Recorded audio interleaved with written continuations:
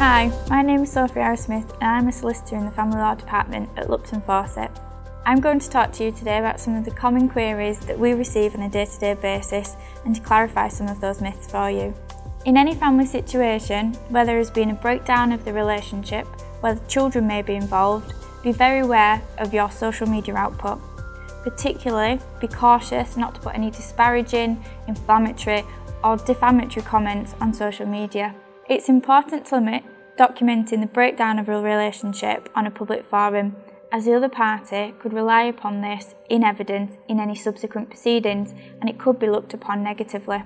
Similarly, in a situation whereby parties continue to live together but are separated, it's extremely important not to go hunting for documents that may belong to the party that are of a private and confidential nature, even if those documents are to your benefit. These documents, in theory, should be provided in open disclosure in any event. However, there is a caveat to that. If those documents are in the public domain, it may be a case that those documents could be reviewed. However, advice should be sought on a case-by-case basis if you have any queries in relation to this. However, there is a caveat that if the documents are in the public domain, they may be considered in further detail.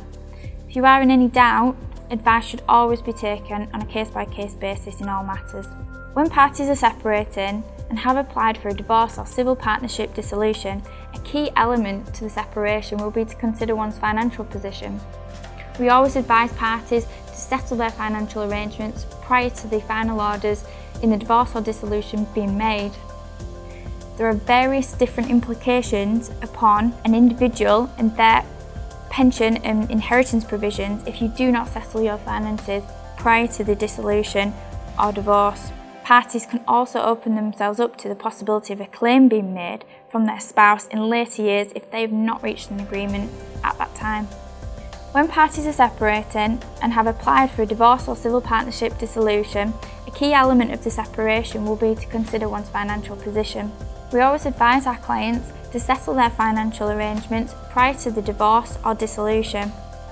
There are various different implications upon an individual and their pension inheritance provisions if you do not settle your finances prior to the conclusion of your divorce or civil partnership dissolution. Parties also open themselves up to the possibility of a claim being made from their spouse in later years if they do not reach a settlement at the time. In any family dispute situation that arises, make sure that you take proper independent legal advice. We can offer that experience advice at Lupton Fawcett. If you have any queries, please speak to our family law experts at Lupton Fawcett today, and remember we have a range of information sheets on our website.